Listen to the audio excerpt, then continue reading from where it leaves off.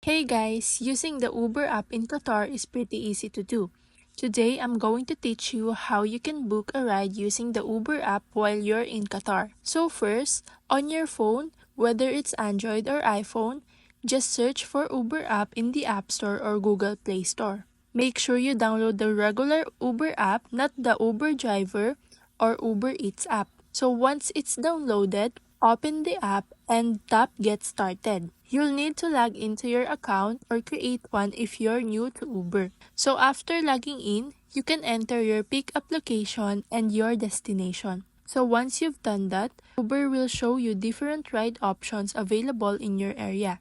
This could include a mini, economy, or premium ride, depending on what's offered in your city. So just choose the ride type you prefer, and you'll see the estimated fare. Then, tap Confirm or Book to request your ride. After that, your driver will be on the way. And that's pretty much it. That's how you book a ride using the Uber app in Qatar. Thanks for watching.